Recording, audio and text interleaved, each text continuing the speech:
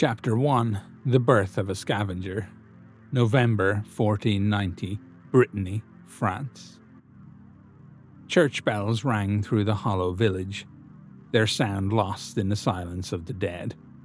It lay in ruins, abandoned by those who had fled the creeping death and the famine it wrought. Adrian, just 17, stood alone at his father's funeral, the cold wind tugging at his sleeves, and the silence so complete he could hear the dirt settling on the coffin below. The crops had withered to nothingness earlier that year, leaving behind only dust and despair. His family had succumbed to starvation and the chaos of a riot, leaving Adrian utterly alone. The priest droned on out of a sense of duty to the dwindling flock he was supposed to watch over, his hands trembling as he clutched the Bible too tightly, as if afraid it might vanish from his grasp. His eyes were red-rimmed and vacant, his voice flat, reciting scripture like a man mouthing a language he no longer believed in. To survive, one must be willing to do the unthinkable. But take heart, for God watches over us all, and in his divine mercy, he shall deliver us from this evil. Adrian barely listened, knowing the priest's words were hollow, offering false hope in a world where faith had become as barren as the fields. As the ceremony ended, Adrian stood for a moment longer by the fresh grave. The emptiness of the village pressed in around him. He turned away from the graveyard, his feet carrying him aimlessly through the deserted streets. The homes, once filled with life, now stood silent and abandoned, windows like dark eyes watching his every step. Desperate for sustenance and guidance, Adrian remembered the alchemist shop his father had once mentioned. The alchemist experimented with protective devices. Adrian made his way there, pushing open the creaking door to reveal a scene of chaos and decay. The alchemist's body lay petrified in the ankle-high creeping death, his face twisted in a grimace that could have been agony or madness. The smile clung to his features like a secret only the dead could keep. Adrian's eyes were drawn to the cluttered lab. Among the scattered papers and broken glass, a peculiar helmet lay waiting.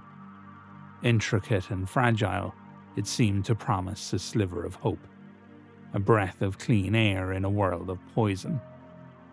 Adrian carefully picked up the helmet, turning it over in his hands. He spent an hour or so messing with the straps and valves, finally managing to adjust it to fit snugly over his head. He took a tentative breath and was surprised to find the air inside the helmet clean and breathable. But the gnawing hunger, which had momentarily subsided in his fascination with the helmet, came back with a vengeance. Adrian's stomach growled, a harsh reminder of his dire situation. The village storehouse, once a place of communal hope, was now a guarded fortress of hoarded supplies. Driven by hunger, Adrian slipped through the shadows, sneaking around to the back of the storehouse to find a place to climb.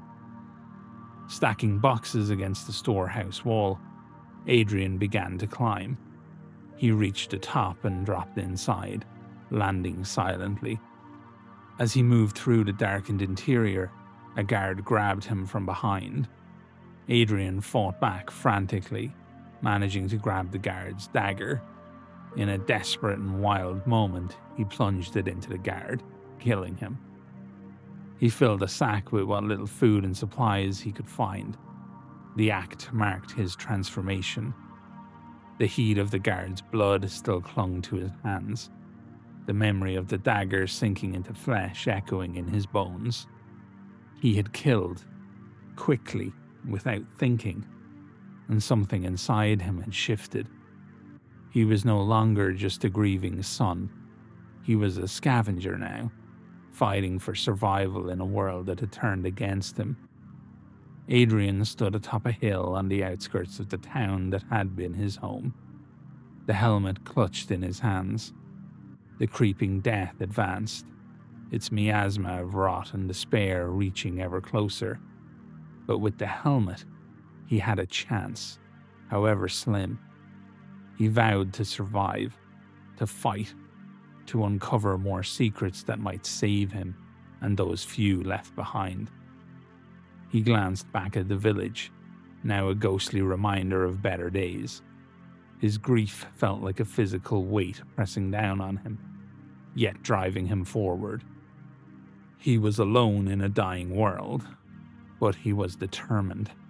He was a scavenger now, ready to face the creeping death and whatever horrors lay ahead. As he walked away from the remnants of his old life, Adrian knew this was just the beginning. The world was dark and desperate, but he would find a way. He had to.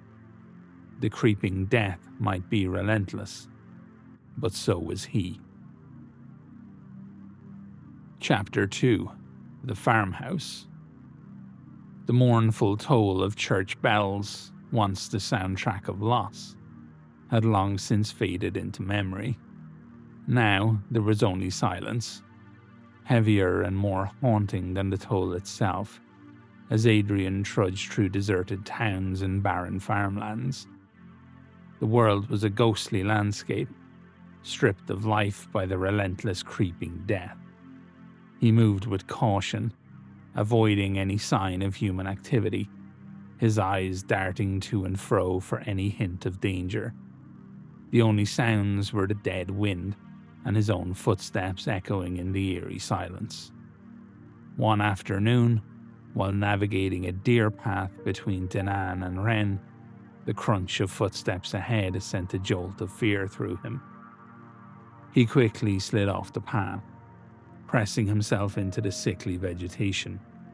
The creeping death burned his exposed hands, a painful reminder of its ever-present threat. He lay still, every second stretching into an eternity. 3 men in tattered clothing and makeshift armor crept past him, their breathing apparatuses, with leather tubes leading to shoulder-mounted bladders, wheezed audibly. Adrian knew instinctively that he must avoid these men and the place they came from. Silently, he resolved to head west, away from the path, towards Rennes, a city his mother had often described as beautiful and bountiful. 2 days later, weakened and weary, Adrian's eyes caught sight of a tall, cylindrical structure on the horizon. It was a grain silo, a beacon of hope amidst the desolation. His heart quickened at the prospect of food. The last of his rations would barely see him through the day, and his gaunt frame cried out for sustenance. As he approached the large abandoned farm surrounding the silo, he found the farmhouse and stables silent, the doors hanging limply on their hinges. Cautiously, Adrian slipped inside the farmhouse, where past violence seemed to linger in the air. On the landing at the top of the stairs, the remains of the family who had once lived there lay scattered, bones telling a tale of a brutal end. Among them was a boy his size, his clothes still relatively intact compared to Adrian's own rags. Dragging the boy's skeleton into a side room, Adrian began the grim task of changing his clothes. He worked mechanically, as if watching somebody else move his limbs. The sickening sound of fabric peeling away from bone echoed in the room, but his mind was elsewhere, numb, floating, trying not to acknowledge the reality of what he was doing. The sound of the fabric peeling away from the bones was sickening, but necessity overrode his disgust.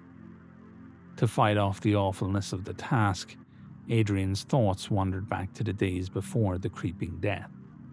He remembered his mother's stories, how Rennes market smelled of sweet bread and wild mint, how the fields turned gold in the late summer sun.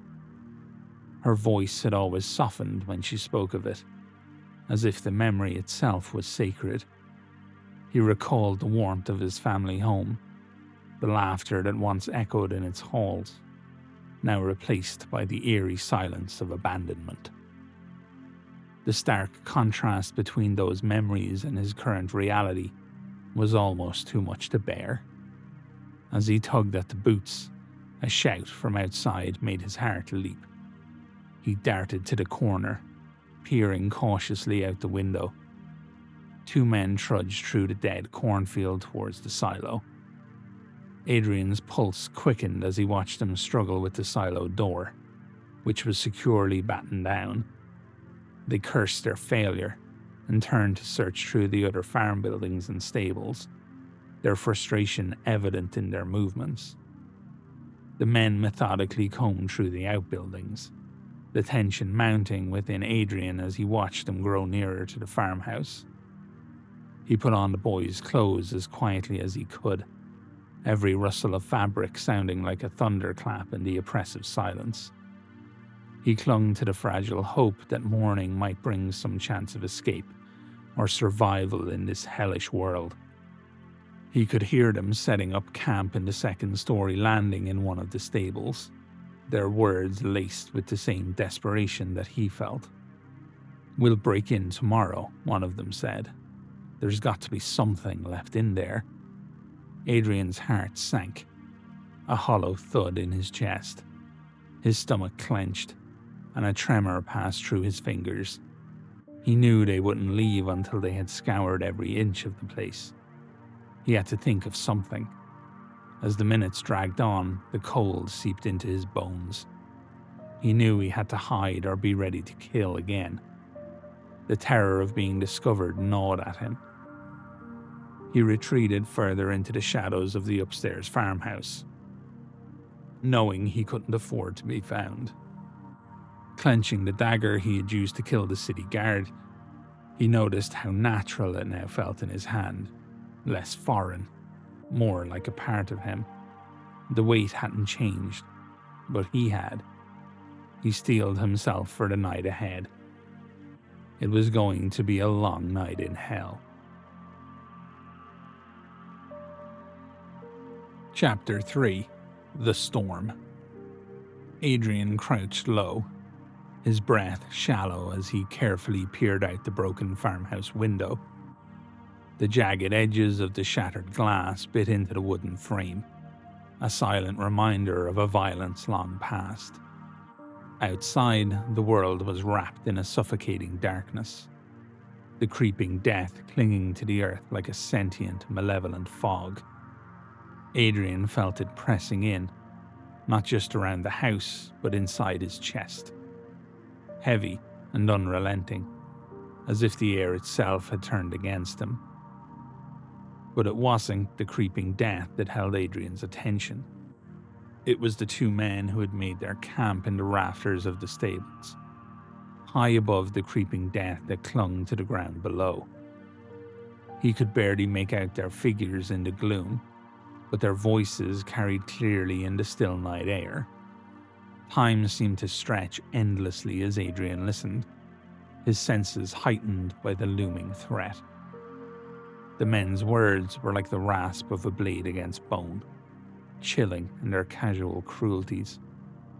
One of them laughed as he recalled pushing a starving boy into the creeping death just to take his boots. The other boasted about cutting out a man's tongue to stop his prayers, then leaving him to choke in the fog. They spoke with no remorse, only pride, as they spoke of the horrors that they had inflicted in their struggle to survive. Murder and torture and theft. Nothing was beyond them. Adrian knew they would kill him without hesitation if they discovered him, not just for the helmet he wore, a rare and precious shield against the creeping death, but simply because they could. Then the wind began to rise, a cold, relentless force that howled through the broken windows of the farmhouse. Adrian looked to the southwest, where a massive wall of black clouds surged across the horizon, blotting out the moon. The storm was a living thing, a monstrous force that swallowed the sky and filled the air with the acrid scent of ozone and damp earth, its chill seeping into Adrian's bones like the breath of the dead, and brought with it torrents of icy rain. It hammered against the farmhouse, turning the night into a cacophony of noise, rattling shutters, drumming water, and the distant roll of thunder. Adrian watched as the men below scrambled to pack up their camp, their movements frantic. The storm was closing in, and they were desperate to find shelter. The farmhouse, with its intact roof, was the only place that offered safety from the deluge. Adrian's heart raced as he realized they were coming for him, drawn to the same meager protection that had lured him here. He had no time to formulate a plan. The front door creaked ominously as it opened, and then slammed shut. Silence fell, broken only by the steady drip of water from the men's soaked clothing onto the wooden floor. Adrian could imagine them standing in the darkness, their eyes adjusting to the dim flickering light of the occasional lightning strike that illuminated the interior of the house in harsh white flashes. He heard them drop their gear at the foot of the stairs, their conversation reduced to curt, clipped exchanges. They spoke of hunger and of their intention to break into the silo in search of food. One of them was sick. His voice was weak and trembling with cold and exhaustion as he lay shivering on the floor. The storm raged on, the farmhouse shaking under the force of the wind. The shutters banged relentlessly, a maddening rhythm that grated on Adrian's nerves. He looked out the window again, hoping for an escape, but the storm made any attempt to flee impossible. As lightning illuminated the landscape, Adrian saw the wind pushing the creeping death around in erratic, ghostly patterns. For the first time in months, he caught a glimpse of the actual ground beneath the shifting shroud. A sudden noise made him freeze. Footsteps in the hallway. One of the men was exploring the house. Adrian crept along the wall, his heart pounding as the footsteps stopped just outside the room where he hid. The man hesitated for a moment, then turned the handle of the door. "I found a bed, and it's dry," the man called out, his voice carrying over the storm's roar. The sick man groaned as he hauled himself to his feet, his steps slow and labored as he climbed the stairs. Adrian knew he had to act. If he hesitated, he would die. The storm had driven them all to the edge of madness, but it was fear that would drive him to survive. Before making his move, Adrian quickly and quietly hid the helmet in the corner of the room, ensuring it would remain out of sight if things went wrong. As lightning struck outside, the hallway was briefly lit, revealing the two men at the top of the stairs.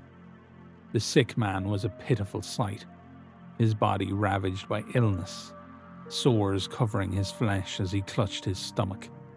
The other man, oblivious to Adrian's presence, guided his companion into the room. Adrian hesitated for a fraction of a second, fear tightening in his chest, but it was swallowed by instinct. He moved with sudden and brutal resolve. He unsheathed the dagger and lunged, his blade finding purchase in the man's back again and again. The man screamed, an animal roar, and twisted, lashing out with surprising strength. His fist connected with Adrian, sending him sprawling off the landing. Adrian's fall was broken by the table below, but the impact knocked the breath from his lungs and left his wrist throbbing with pain. His ribs felt like they were on fire, each breath a fresh wave of agony. Above him, the wounded man staggered down the stairs, blood pouring from his wounds as he fumbled through the pile of wet gear. Adrian, his body screaming in protest, slid off the table and forced himself to his feet. With a desperate cry, he threw himself at the man once more, driving the dagger into his ribcage with all the force that he could muster.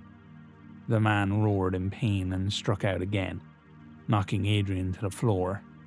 The dagger slipped from Adrian's grasp, clattering away into the darkness. The man loomed over him, his breath coming in ragged gasps as he prepared to finish Adrian off. The next few moments were a blur of pain as the man tore at Adrian with his dirty hands, his fists pounding into Adrian's ribs and head until the world faded to black. When Adrian awoke, his chest felt like it was being crushed by a boulder. His entire body ached, and every breath was a struggle. Panic surged through him as he realized the man's lifeless body was pinning him down.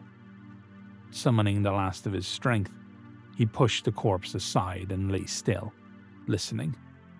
The storm had passed, leaving behind an eerie silence. The wind still whispered through the broken farmhouse, but the rain had ceased. Adrian's thoughts immediately turned to the sick man. Where was he? Moving cautiously, Adrian crept up the stairs, his body trembling with fear and exhaustion. He found the sick man lying motionless next to the bed, his body a grotesque skeletal form. The sores covering his skin were putrid, oozing a foul-smelling liquid. The man was dead, his life claimed by the same cruel world that had taken so many others. Adrian didn't touch the body. He felt no urge to. Whether it was guilt or simple self-preservation, he couldn't tell. The man's suffering had ended. Perhaps that was enough. He returned to the room where he had first hidden the helmet, the room where he had taken clothes from the farm boy who once lived there. As exhaustion overwhelmed him, he collapsed to the floor, closing his eyes to the darkness and the memories of the violence that had just unfolded. Chapter 4. Rennes. The dawn broke with a weak, grey light, filtering through the shattered windows of the farmhouse. It touched Adrian's bruised face with a faint chill, like the fingers of a ghost. The cold air bit at his skin, a cruel reminder that the world outside was still just as unwelcoming as it had been the night before. Adrian lay on the cold floor, his body a mass of bruises, pain radiating from his broken ribs with every shallow breath. The events of the previous night played over and over in his mind. The storm, the desperate fight, and the death that had nearly claimed him. But he was still alive, barely, and that was enough to push him forward. He struggled to sit up, each movement sending sharp jolts of pain through his chest. The helmet he had hidden earlier lay in the corner, untouched. He reached for it, gripping the cold metal as if it were a lifeline. He knew he couldn't stay in the farmhouse any longer. The men were dead, but their words echoed in his mind, the promise of food, of survival, inside the stone silo. He had no choice. If he didn't find something to eat, the creeping death wouldn't need to take him. Hunger would do the job first. Gritting his teeth, Adrian forced himself to stand, swaying slightly as the room spun around him.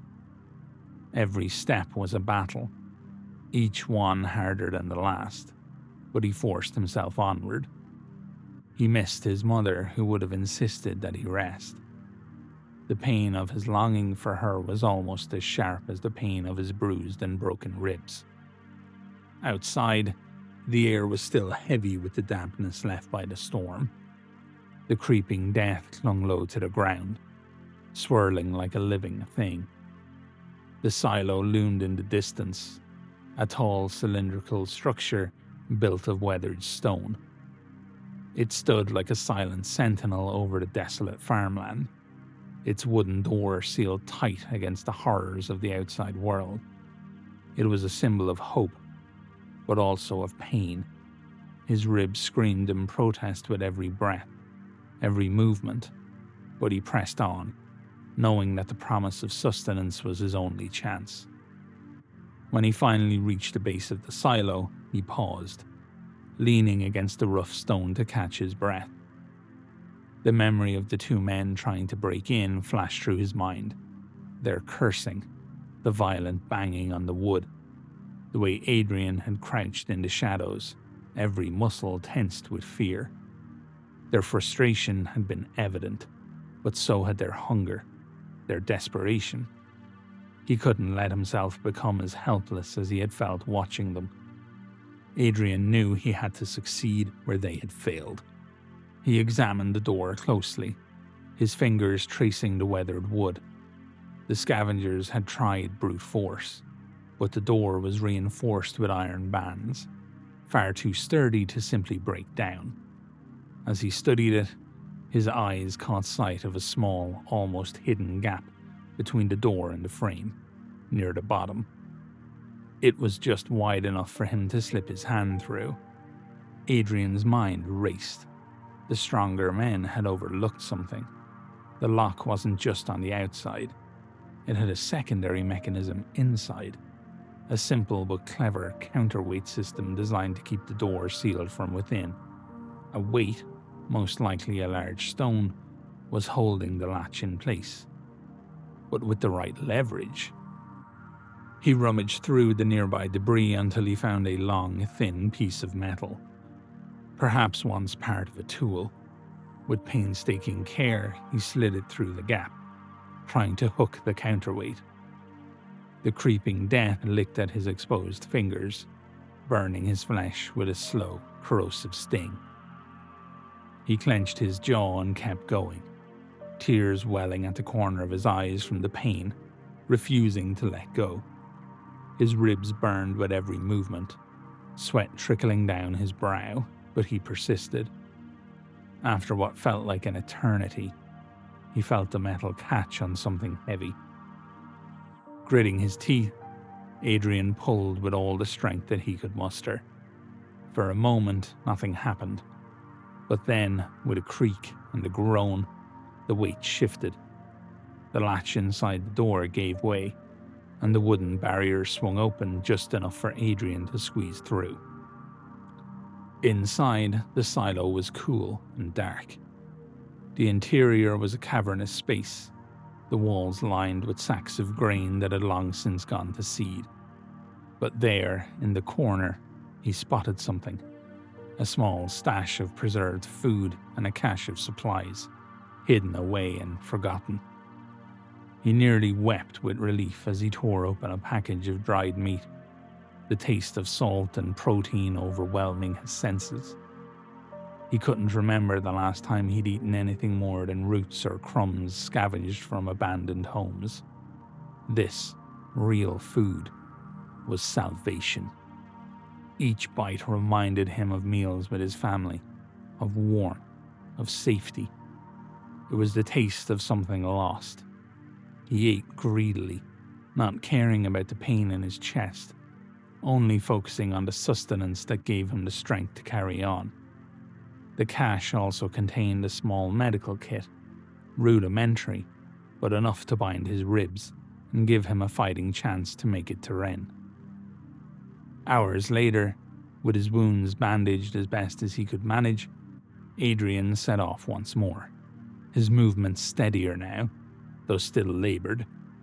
The road to Rennes was long and treacherous, but he was determined to make it. The memory of his mother's stories about the city's beauty and abundance fueled his steps, even as exhaustion gnawed at the edge of his consciousness. As the sun dipped low on the horizon, casting long shadows across the desolate land, Adrian finally saw it. Rennes. The city was not the vibrant, bustling place of his mother's tales. There were no flower stalls with orange blossoms, no music echoing through the markets, no smell of fresh bread from the bakeries she had once described with reverent joy. All of it was gone, and the silence mocked those memories. The creeping death had reached even here. The once beautiful walls were crumbling, the city streets eerily quiet. But it was still a city, and that meant people, and food, and perhaps a chance at survival. However, as he approached the city gates, a group of ragged but uniformed guards emerged from the shadows, blocking his path. Their armor bore a faded crest, a skull surrounded by flame, stitched crudely into what remained of their tabards. Their eyes were wild with hunger and madness, but there was something organized about them, something official. They looked like city guards, but twisted, like an echo of order made cruel. Adrian's hand instinctively went to his dagger, but he was too weak to defend himself. The leader of the group, a gaunt man with a cruel sneer, stepped forward. "Charon's chosen," he said, puffing out his chest with pride. "We serve the bishop's justice." His gaze fell on Adrian's helmet, and a predatory grin split his face. "And looks like we've found ourselves a little lamb to slaughter." Before Adrian could react, the guards rushed at him, overpowering him with ease. They bound his hands and dragged him through the desolate streets of Rennes, their taunts and laughter echoing in his ears. Adrian struggled, but the pain in his ribs was too much. He was barely conscious when they threw him into a makeshift prison inside what had once been a grand city building. They took him up several stories, to a holding cell far above the creeping death that swirled on the streets below. The cell was cold and dark, the only light coming from a small barred window high above. Adrian lay on the floor, shivering from the pain and the dampness that seeped through the stone walls. Hours passed, or maybe days. He couldn't tell in the suffocating darkness. His strength was fading, the pain in his chest unbearable. Just when he thought he couldn't hold on any longer, he heard the sound of footsteps approaching. The door creaked open, and a figure stepped inside.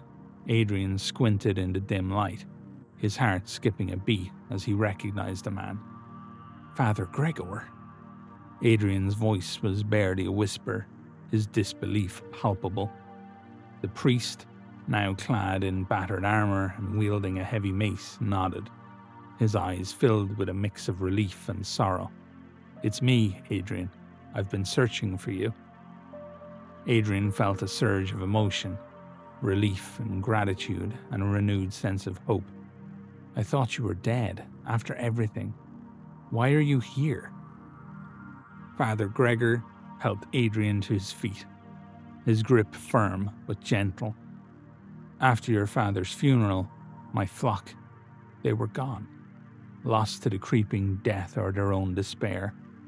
I had no one left to tend to, and I couldn't shake the feeling that I had to find you. I've been in this city for a week, searching, but I had nearly given up hope." He paused, his voice softening. "But I'm glad that I found you." Adrian, despite the pain and exhaustion, managed a small smile. "I'm glad you found me too." Father Gregor nodded, his resolve strengthening. "We don't have much time. The bishop's men will be back, and we need to get out of here. Can you walk?" Adrian winced, but nodded. "I'll manage." With Father Gregor's help, they navigated the dark, crumbling hallways of the building, making their way down the stairs. The priest moved with a quiet confidence, his presence a steadying force beside Adrian's wavering resolve. But as they reached the ground floor, a sudden commotion erupted from the entrance. "There's no time," Father Gregor hissed, pushing Adrian towards a side door. "We have to." The main door burst open, and the guards poured in, their weapons drawn, blocking their escape. Father Gregor stepped in front of Adrian, raising his mace with grim determination. "Stay behind me," he ordered, his voice as hard as steel. "I'll hold them off. You must find a way out." Adrian's heart pounded in his chest, fear and desperation surging through him as the guards closed in. Father Gregor launched himself into the fray, his mace swinging with deadly precision. but there were too many of them. Adrian scanned the room, searching for an escape, but the side door was their only option. With no other choice, he turned and fled, his heart heavy with guilt for leaving Father Gregor behind. The sounds of battle echoed behind him as he stumbled through the narrow passageway, each step a torturous ordeal. He reached the door, gasping for breath, and pushed it open, only to find himself in a small enclosed courtyard. But just as he thought he was free, a sharp pain shot through his leg. He looked down in horror to see an arrow protruding from his thigh. The world began to spin as the pain overwhelmed him, and he collapsed against a cold stone wall, his vision fading to black. The last thing he saw was the dark sky above, clouds swirling ominously, like the flour his mother used to scatter into the air before baking bread, only now dark and poisoned. The shouts grew louder, and he remembered her voice, soft and steady, saying, "No matter what, you keep moving forward." But he couldn't move anymore. He was out of time, and out of strength, and out of hope.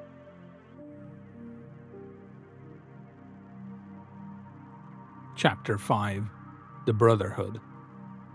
Adrian's consciousness drifted in and out of a fog, his body weighed down by exhaustion and pain. The sharp memory of the arrow ripping through his thigh flared in his mind, followed by the image of Father Gregor turning to face the guards, mace in hand. The last thing he remembered was the sound of the priest shouting over the chaos, then darkness pulling him under. Faint murmurs, like whispers on the wind, reached his ears.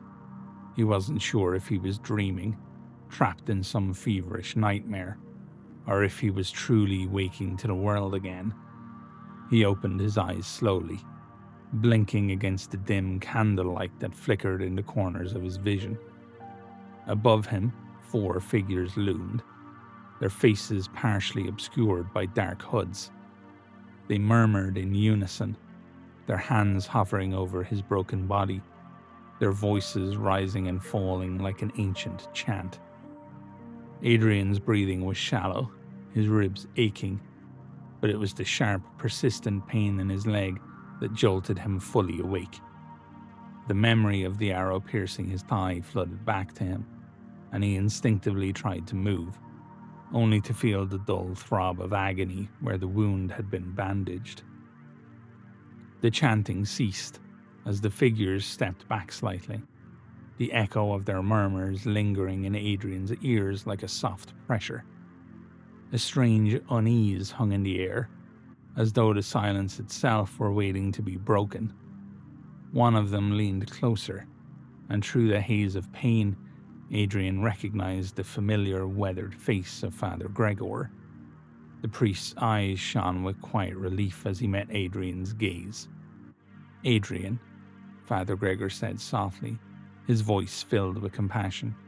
"You're awake." Adrian blinked again, his throat dry and his voice hoarse. "Where am I?" "You're safe," Father Gregor assured him. "We've been tending to your wounds. The pain will pass, and you'll heal, but it may take time. You were hurt badly, especially your leg." Adrian's gaze wandered to his bandaged leg, the ache pulsing with each heartbeat.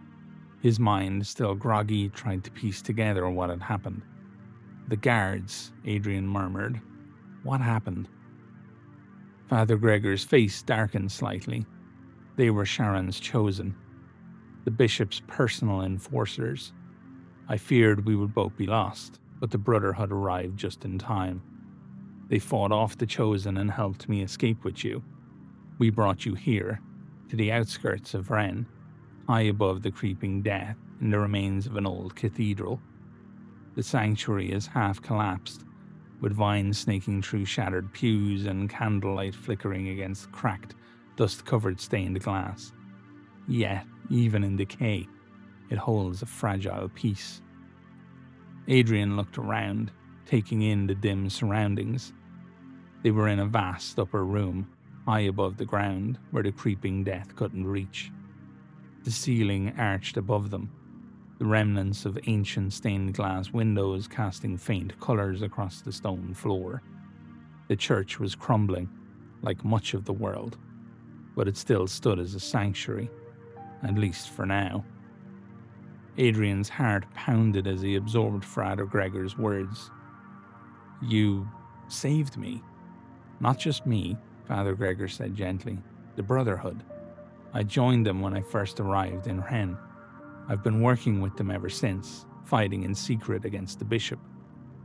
One of the other priests stepped forward, his face obscured by his hood. His voice was low and serious. "Father Gregor has proven himself a worthy brother, as have the rest of us. We belong to a small order that still believes in justice, mercy, and the protection of the weak. But there are darker forces at play, forces led by the man who has brought this city to its knees." He paused before continuing. "Rennes is no longer what it once was. The creeping death ravaged it, yes, but it was Bishop Sharon who plunged it into true ruin. He was always corrupt, but when the creeping death came, he seized power. I saw him once, during an execution.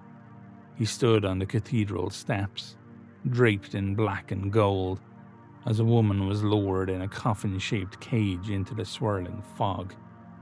Her daughter screamed from the crowd, begging for mercy, but the bishop only raised his hands in mock benediction and proclaimed her sins had brought judgment upon them all. He publicly executed anyone who stood against him, blaming their greed and sins as the cause of the creeping death, calling it judgment from an angry God. The priest's voice grew colder. The executions were not just displays of power. Sharon made them spectacles, forcing citizens to watch as his enemies were lowered in coffin-shaped cages into the creeping death itself. Their screams echoed through the square as the poison took them. Adrian's stomach twisted at the thought. The image was so vivid, it felt real. The bishop, cloaked in false righteousness, watching with cold satisfaction as the people writhed and burned in the fog. The people, the priest continued, were driven to madness. Fear and obedience replaced any sense of community. No one dared defy him. "We could not stand by," said Father Gregor. "We went underground. We became the Brotherhood." Adrian's gaze swept the room, taking in the quiet resolve of the gathered priests. They had saved him, and now they were preparing for something. "We've recruited others," Father Gregor said, "people who believe in justice, like Simon." At the mention of the name, a shadow moved from the far corner of the room. A pale boy emerged, thin, quiet, and watchful. There was something in the way he moved, like the room bent around his silence. "He's our ghost," one of the brothers whispered. "Simon doesn't speak, but he listens. And when he strikes, they don't see him coming." His pale eyes never seemed to blink, and he carried a blade curved like a crescent moon, silent, swift, and always clean, as if it drank sound instead of blood. Simon nodded once at Adrian, then returned to the shadows. Father Gregor looked at Adrian. "We've been waiting for the right moment to strike. Now, with Sharon planning another execution tomorrow, our time may have come. But first, we need to free those imprisoned in the tower. Then we strike at the bishop himself." Adrian swallowed, his mind racing. The Brotherhood had given him shelter, purpose, and now a choice. "The Brotherhood saved your life," Father Gregor said. "Now we ask you, will you help us fight back?" Adrian looked down at his bandaged leg, then into the eyes of the priest who had carried him to safety.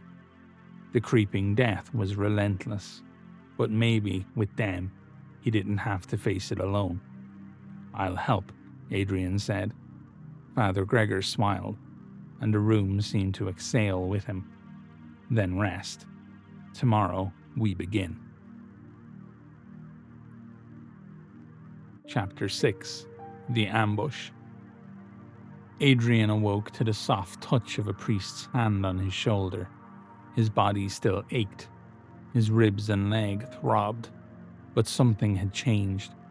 He felt stronger, more alive than he had in days. The healing touch of the Brotherhood had done something miraculous. But as his body grew stronger, his mind was clouded with doubt. Adrian had once been a boy of deep faith. He had prayed, believed in God's mercy, and trusted in the goodness of the world. But that faith had withered and died along with his family, lost to famine and a creeping death. How could a God exist in such a brutal world? And yet, here he was, surrounded by priests who healed with their hands, and good men who had shown him a kindness he thought long dead. A thought crept into his mind, a thought he hadn't allowed himself to consider in years. Was the creeping death a punishment, like a second flood? If so, could it be lifted if enough good men still walked the earth? The possibility stirred something within him, a flicker of hope that refused to be extinguished. He dressed in his now clean clothes and followed the priest down the narrow corridors of the cathedral. Through shadowed stairways and hidden alcoves, they came to a small, unmarked door, tucked away from the rest of the cathedral. The priest knocked twice, and the door creaked open. Adrian stepped inside and was taken aback by what he saw. A group of men, priests, commoners, and warriors in chainmail were gathered around a large table, lit by flickering candles. In any other place, this many people together would mean a fight, a scramble for survival. But here, in this hidden room, there was peace. A feeling of brotherhood, of unity, overwhelmed Adrian, and for the first time in a long time, he felt at home. Tears welled up in his eyes as the sense of belonging filled his chest. He had been alone for so long, living in fear of others, never able to trust. But here, surrounded by the Brotherhood, he felt safe. As he entered, all eyes turned toward him. A priest whose robes were more worn and whose face carried the weight of leadership stepped forward. His name was Father Josiah, and he commanded the respect of everyone in the room. "This is Adrian," Father Josiah said. "He is to be trusted, and he will join us in our task today." The room was thick with anticipation. Adrian could tell that the plans were already in motion, that they were giving out final assignments. He glanced to his side and saw Father Gregor and Simon, the mute boy who moved like a ghost. Simon gave him a small nod, and Adrian returned it. Father Josiah began to speak again, this time outlining the plan. Bishop Sharon had grown bold. He travels from his cathedral to the public square today to oversee another execution. This will be his last. He pointed to a map spread across the table. We will strike as his entourage moves through Rue de la Grace, a narrow, winding street with high walls and little cover for the enemy.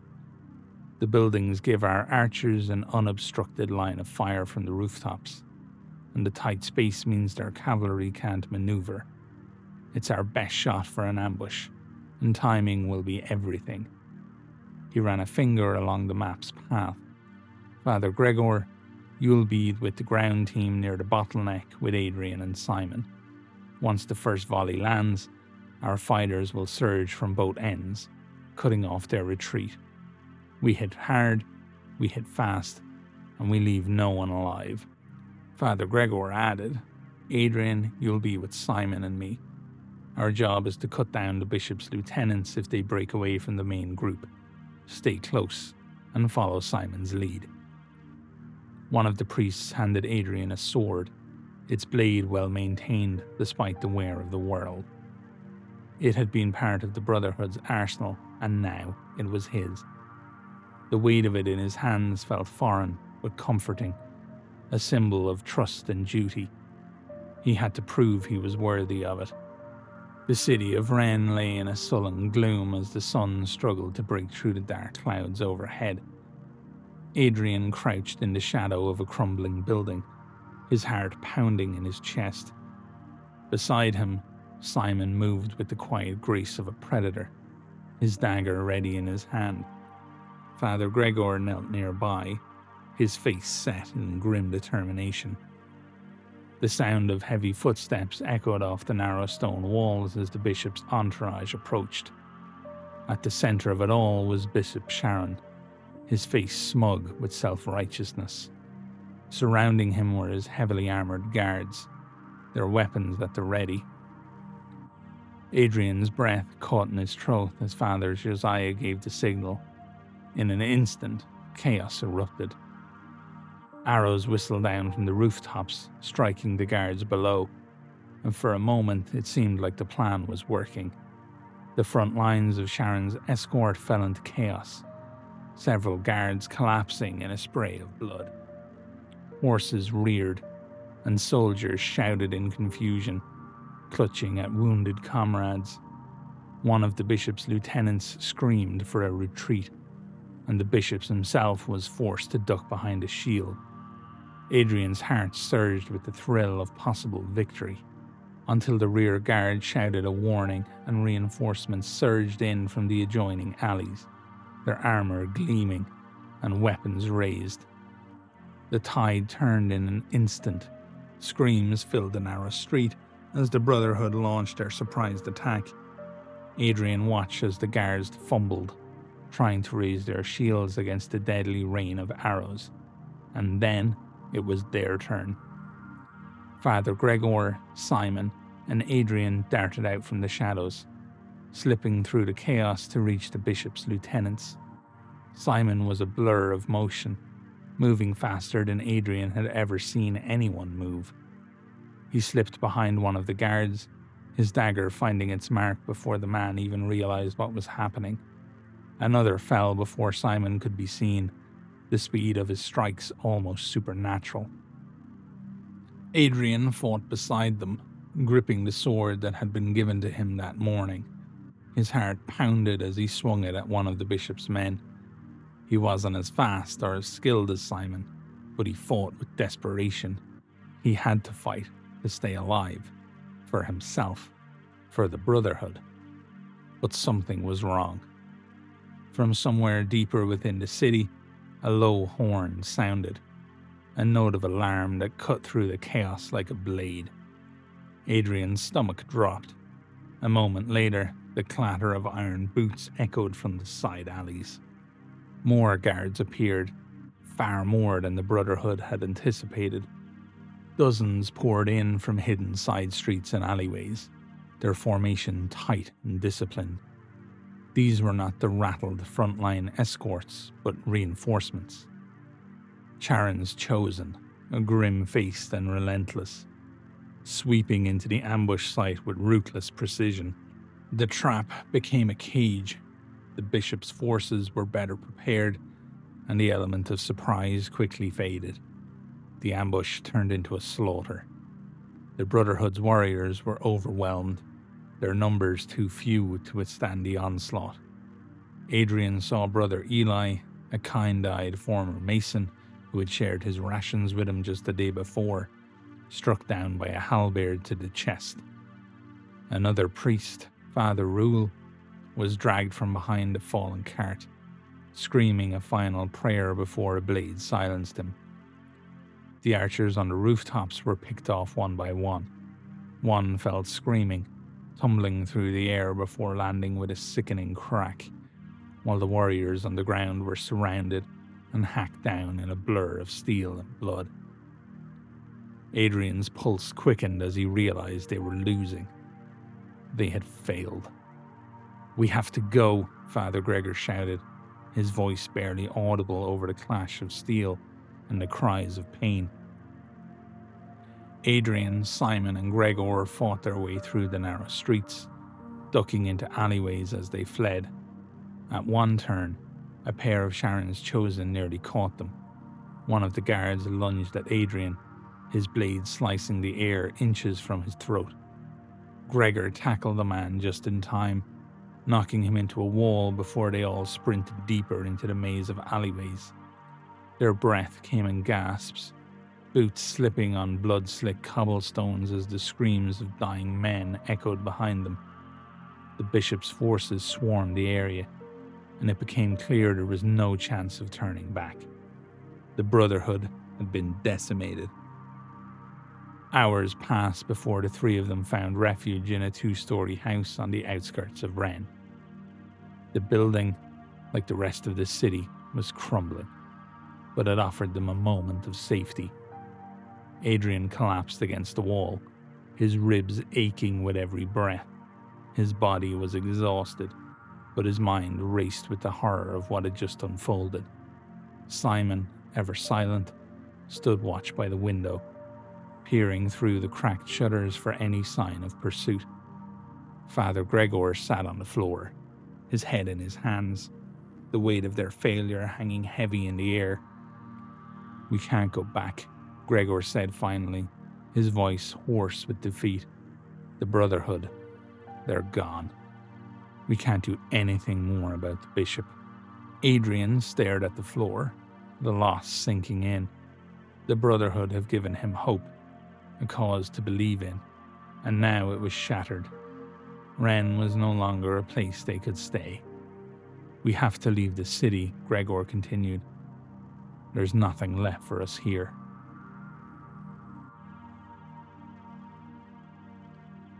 Chapter 7. The Dream. Adrian, Father Gregor, and Simon sat in silence within the crumbling walls of the abandoned house that had sheltered them after their failed ambush. The air felt heavy, weighed down by the loss of the Brotherhood. A faint, mouldy dampness clung to the room, mingling with the acrid scent of old ashes and rotting wood. The silence was thick, broken only by the occasional creak of the sagging beams overhead. Father Gregor looked at them both, trying to muster a message of hope, but his eyes, tired and shadowed, revealed that he didn't fully believe his own words. He spoke anyway. "We can't give up faith. The Brotherhood fought for something good, something beyond this death and despair." He looked to Simon and then to Adrian, as if willing himself to believe what he was saying. Adrian could sense his struggle. The priest's words felt like stones, heavy and painful to utter. After a moment, Gregor shifted, his expression softening. "I had a dream last night," he said quietly, almost to himself. "It was the ocean. The water was deep and blue and full of life. Fish and crabs thrived in the salty depths. The waves shimmered like liquid glass, and the sky above it was silver, not blue. There was peace there, and beauty, like the world had never been touched by death." His voice grew hoarse, and he looked away, as if the memory of the dream itself was too painful. It was a dream of a world untouched by the creeping death. Adrian was struck by the image. He'd heard tales of the ocean from his father, of its vastness and beauty, but he had never seen it himself. "Do you think the dream was a sign?" Adrian asked. "Could the ocean have escaped the creeping death?" Adrian wondered what that would even mean. If such a place still existed, untouched and pure, then maybe there was something left in the world worth living for. Maybe it wasn't just about survival anymore. Maybe it could be about finding a place where he could breathe without fear. Gregor sat in silence, one arm resting on his knees, the other tracing patterns in the dirt on the floor with a stick. The question lingered in the air like a fragile hope. "Father?" Adrian repeated again softly. Gregor shrugged, not meeting Adrian's gaze. "I don't know, my son. It could be a sign, or maybe just a dream." He paused, the weight of the moment bearing him down. but perhaps that's where we should go. Adrian's stomach growled, and the thought of staying in Rennes even a moment longer made him restless. He rose to his feet. Let's head to the coast. I want to see it, to see if it's as beautiful as the stories say. Simon, who hadn't spoken a word, stood beside Adrian and nodded in agreement. His eyes were sharp and steady, and he moved with the silent precision of someone who had made peace with danger. The faintest twitch of his fingers at his side betrayed his readiness to act if needed. Father Gregor, seeing their resolve, sighed and nodded. Yes, but we'll leave after dark. The bishop's men will be scouring the city by day for any of us who escaped. That afternoon, the bishop held what was left of the Brotherhood in the city centre.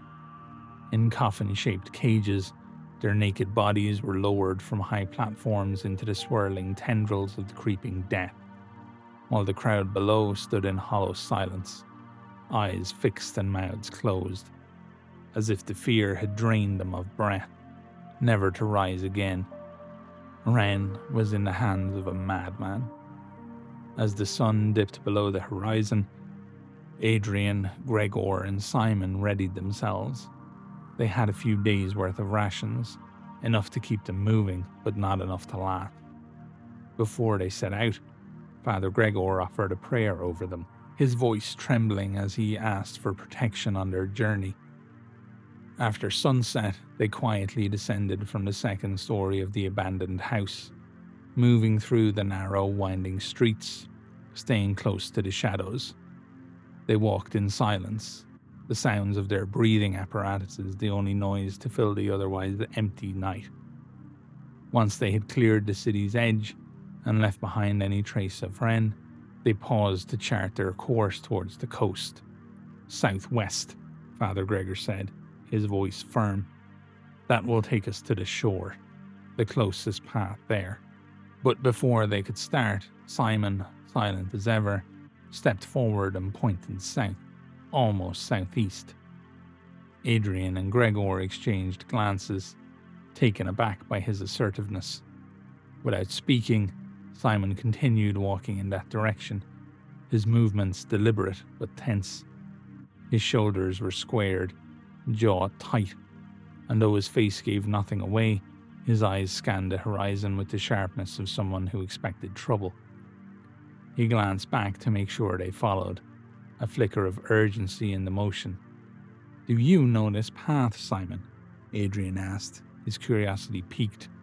Simon turned, gave a nod, and continued walking, his posture tense and his gaze fixed forward. He clearly knew the area, but wasn't offering much explanation. They followed him, trusting that he had a reason, though unease crept into Adrian's mind. Was there a destination Simon hadn't shared? Hours passed as they moved through the barren fields and the remains of farmhouses, their shadows stretching under the thin moonlight. As they neared a copse of gnarled, blackened trees, Simon stopped again, his body tensing. Adrian's breath hitched as he, too, sensed something nearby. The hairs on the back of his neck prickled. A sudden crack of a branch echoed through the trees, followed by the slow drag of footsteps through dry leaves. Then, emerging from the dense shadows between the trees, was a figure. Draped in tattered, filthy robes, it staggered forward, one arm clutching its side.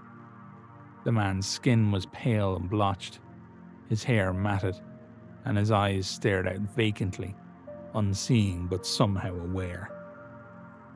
A foul odor, sharp and metallic, drifted toward them. Father Gregor took a step back, and Adrian tightened his grip on the hilt of his sword, watching the stranger's erratic movements. The man moved closer, muttering to himself in a hoarse, cracked voice. Betrayed, all betrayed. Worms in the earth, crawling, he rasped, his voice barely more than a whisper. Nothing left. Only death. Only to rot. Everyone taken, except me. He stopped a few paces away, his wild gaze flitting over them but not truly seeing them. His lips twisted into a grimace as he muttered, "They told me they'd be safe in the dark, but they lie. Oh, how they lie." Father Gregor cleared his throat, his voice steady but cautious. "Do you need help, my friend?" The man let out a bitter laugh, the sound twisting into a growl. "Help?" he sneered. "There's no help, no escape. They let you think you're safe. But then the darkness finds you." Adrian felt a shiver run down his spine. The man's words made no sense, but there was a madness in his eyes that sent a wave of dread over him. The man lurched towards them, his hands clawing the air. "You're fools to think that you can escape it. It's everywhere." His voice rose into a shriek, and then he doubled over, clutching his stomach, his face contorted in agony. Simon took a step back, signaling for them to leave, but the man's gaze snapped up, wild and unhinged. "You can't leave," he rasped, stumbling forward, his eyes wide and rimmed with red, darting in different directions as if watching shadows only he could see. His breath came in short, wheezing gasps, each exhale laced with a wet rattle that made Adrian's skin crawl. "It won't let you go." Father Gregor held out a hand, gently but firmly. "We mean you no harm." The man only laughed, a high, broken sound. Then, in a movement so sudden it was almost a blur, he lunged at Father Gregor, his hands clawing desperately. Adrian reacted instinctively, stepping between them and pushing the crazed man back. The man staggered, but instead of retaliating, he let out a strangled, broken sob. He collapsed to his knees, clutching his head, muttering unintelligibly. For a moment they stood frozen, watching him rock back and forth, his words dissolving into incoherent ramblings. Finally, Simon gestured sharply, urging them to keep moving. They backed away, leaving the man behind, his figure quickly swallowed by the shadows as they retreated into the night. They walked in silence, shaken by the encounter. Adrian's hands still trembled slightly, and he kept his eyes on the path ahead, unwilling to meet Gregor's haunted gaze.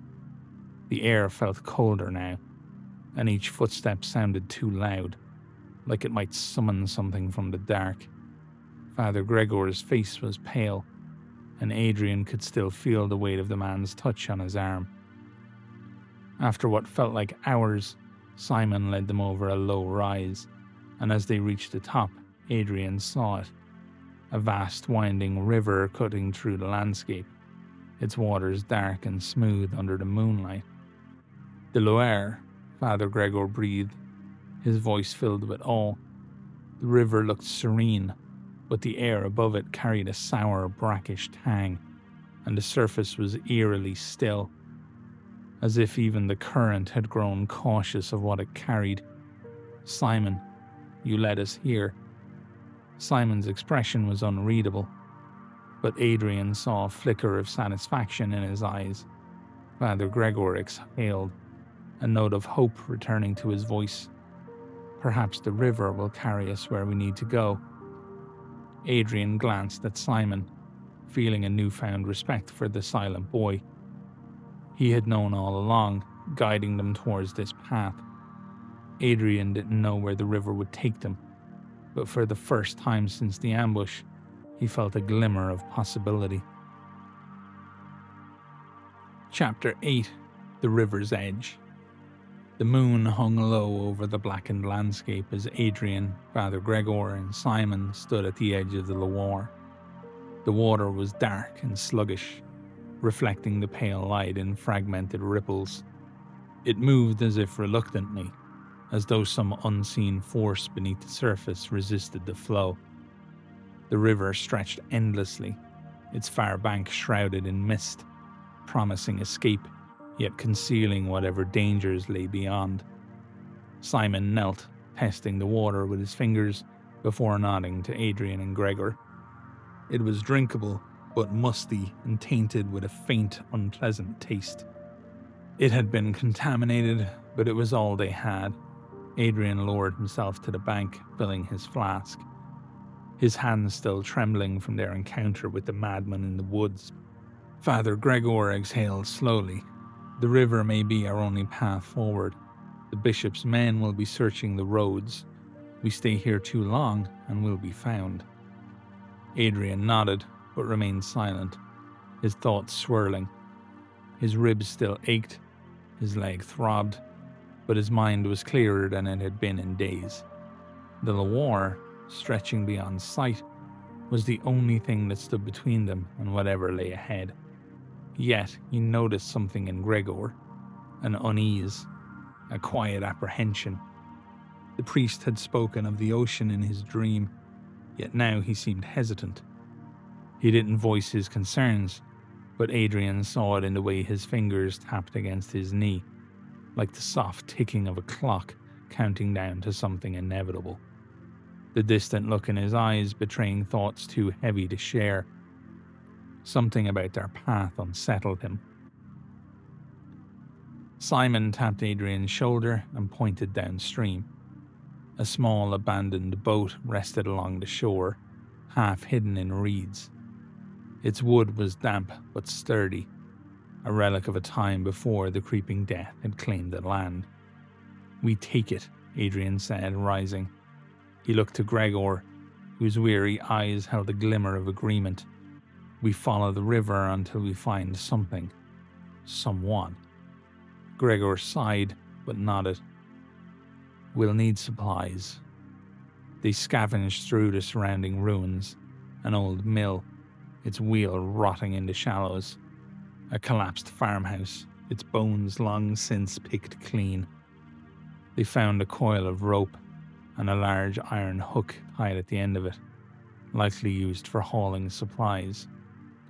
For 2 nights they drifted down the river, the boat rocking gently in the slow current.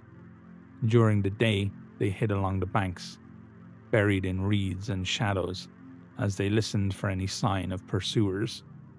The silence was suffocating, broken only by the lapping of water against the hull and their own ragged breathing. Hunger gnawed at them, sinking its claws deeper with every hour. Adrian's body felt lighter, his limbs frail, his head swimming with dizziness. At one point, he thought he saw a pale hand reach from the river's surface before vanishing beneath a ripple, but when he blinked, it was gone, leaving only the sluggish current and the whisper of his own unsteady breath. At times, he imagined the river whispering, its voice just beneath the threshold of sound, taunting him with the promise of an end to his suffering. Adrian's thoughts turned to the ocean, that vast and endless promise of something beyond the decay. He clung to the idea that salvation lay there, that perhaps the creeping death had not reached the waves. He imagined stepping onto a shore where the air was clean, where fish still swam in deep waters, and where something, anything, could be rebuilt. But the hope grew fainter with each passing night, eclipsed by the ache in his stomach and the cold reality that the world had long since stopped giving second chances. Father Gregor, however, seemed to sink deeper into unease. The closer they drifted to their uncertain destination, the more withdrawn he became. His fingers twitched, his gaze distant, as if he were listening to something none of them could hear. He murmured prayers under his breath, though they carried no comfort, only the brittle weight of desperation. Adrian found himself tuning them out, the words sounding more like a dirge than a source of hope. Once he might have drawn strength from them, but now they only deepened the hollow in his chest. Adrian saw the shadows in the priest's eyes, the weight of something unspoken pressing down on him. On the 3rd night, they saw it, a tower rising from the horizon, silhouetted against the misty dawn. It stood tall and solitary, its dark shape looming over the water like a silent sentinel.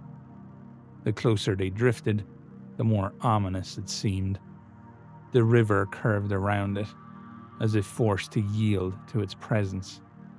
What had once been a toll fortification now stood as a stark reminder of the past, its high walls watching over the waterway, a forgotten guardian of a dying world.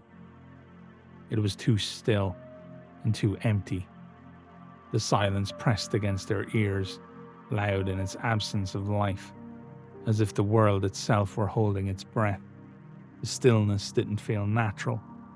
It felt intentional, like something was waiting. They did not speak as they neared it. The tower grew larger, standing like a spectre in the river bend, and their imaginations filled in what the silence did not. The mist swirled at its base, curling around unseen things, shifting like living shadows. Adrian's mind conjured the worst.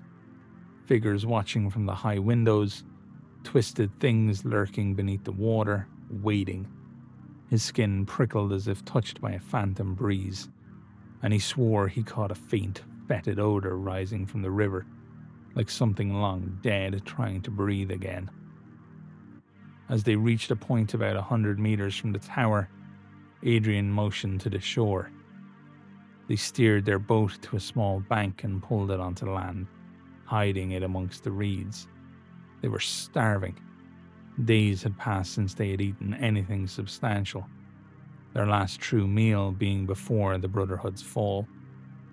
They huddled in a small copse of trees, resting, waiting for nightfall. The hunger gnawed at them, but their caution overrode their desperation. Gregor sat apart from them, staring at the tower with hollow eyes. It stood in stark contrast to the dream he had shared. The tower, cold and dead, where the ocean had been vast and alive. Adrian wondered if Gregor saw the same thing, a corruption of hope, a monument not to salvation but to ruin. He looked tortured, his fingers clenching and unclenching in his lap, his breath uneven. Adrian could feel it. Something was wrong. The priest was unraveling, sinking deeper into a fear he would not name. The wind picked up, carrying with it the faintest scent of decay. Adrian clenched his fists, trying to ignore the gnawing dread settling in his chest. A cold sweat broke out across his neck, and a faint nausea curled in his stomach, rising like a warning from deep within. As the sun dipped behind the hills, Simon shifted beside them. He motioned to the tower and then to himself, his meaning clear. He would go ahead to scout. Adrian nodded, watching as Simon disappeared into the night. Gregor didn't move. His eyes remained fixed on the tower, his breath coming shallow and quick. Adrian swallowed hard. Something was wrong.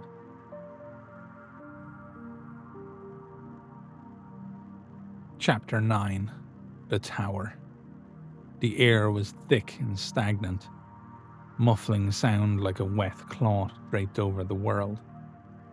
Even the reeds barely rustled, and the river seemed to hush itself, as though everything living had been warned to be silent, as Adrian and Father Gregor waited in the shadows of the trees, their bodies pressed low against the damp earth.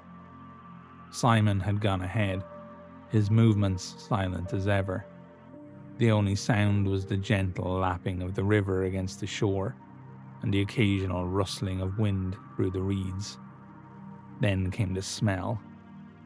It was faint at first, barely more than a whisper on the air, but it grew stronger with every passing moment. A cloying, sickly sweet stench that made Adrian's empty stomach clench in protest. It wasn't the scent of something fresh, something edible. It was rot and decay. The odor sent a confused jolt through Adrian's starved body, his mouth watering even as the bile crept up his throat. For a terrifying second, he wasn't sure if his hunger or revulsion would win. But hunger did strange things to the mind. "Do you smell that?" Adrian whispered, his voice barely audible. Gregor gave a small nod, but said nothing. His hands were trembling in his lap, his lips moving in silent prayer. Adrian had seen the priest unsettled before, but now there was something else in his posture, in his eyes. He wasn't just afraid, he was bracing for something inevitable. Simon returned shortly, his expression unreadable in the darkness. He motioned them forward, leading them toward the base of the tower. The structure was tall, its stone walls smooth and unbroken, except for a long, jagged fissure that ran near the top, like a scar carved by something immense. Simon led them to a massive iron door at its foundation. The door was thick, reinforced, and appeared unmovable. Surrounding it lay a pile of bodies, twisted and lifeless, their forms frozen in the last desperate moments of trying to force their way inside. The sight sent a shiver through Adrian's spine. Whatever had been inside, they had died trying to get to it. Simon's eyes moved from the door to the upper walls, calculating. He pulled the rope and hook from his belt and gestured toward the upper levels. He would climb. It was the only way. Adrian and Gregor watched as Simon stepped back, twirling the hook in his hands before hurling it upwards. The metal clanked against the stone once and then again, before finally catching on the ledge of a crumbling battlement.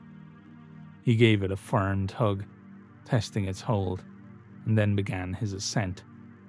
Hand over hand, he climbed. His movements were swift and precise. Simon had always been the best at this, silent, agile, and fearless. Adrian held his breath as he watched, the faintest flicker of hope igniting in his chest. Simon was nearly to the top when something moved in the darkness above. Adrian felt it first in his body, a tightening in his chest, a sudden chill up his spine, before his eyes registered the shifting shadow. His heartbeat echoed in his ears, each thump loud and slow, like the ticking of a clock counting down. He squinted into the dark, and Brett caught as a glint of steel flickered into view. A shadow shifted near one of the narrow windows, barely perceptible. Then steel flashed. The rope snapped. One moment, Simon was ascending. The next, he was plummeting. He did not scream, did not cry out. The only sound was the sickening crack of his body striking jagged rocks below. His form flopped into the river, vanishing beneath the surface without so much as a ripple.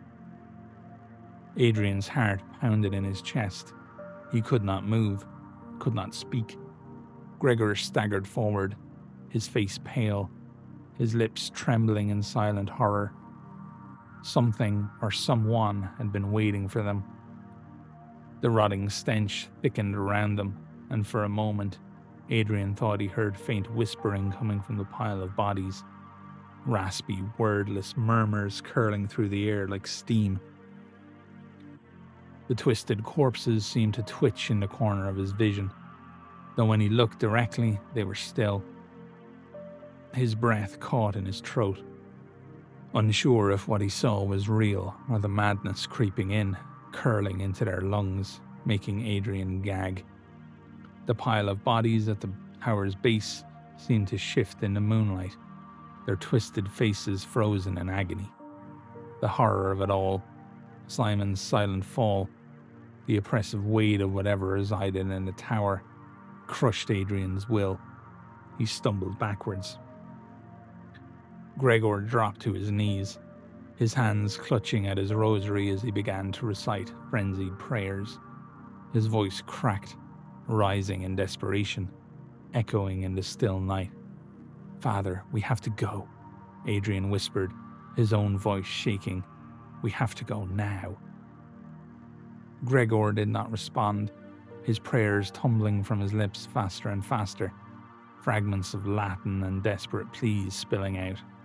"Deliver us," burning hands. The gate opens.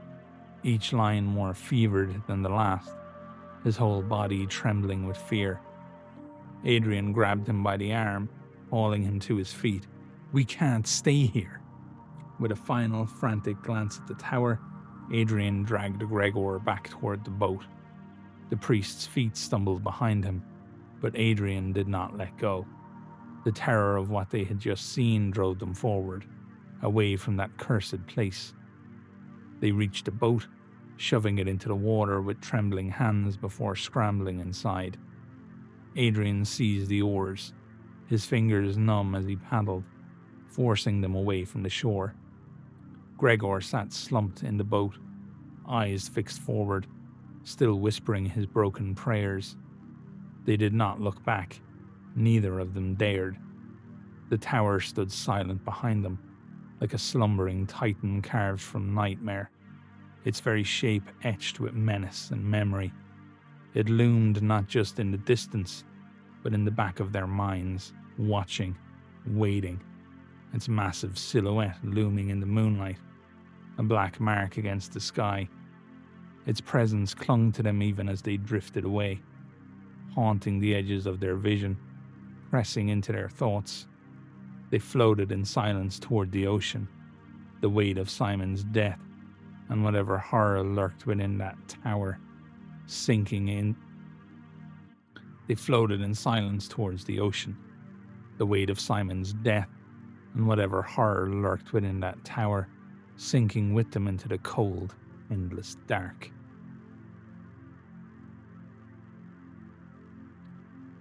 Chapter 10. The End of the World. The boat drifted for days. The river carried them along in sluggish, winding turns, as if reluctant to give up its passengers.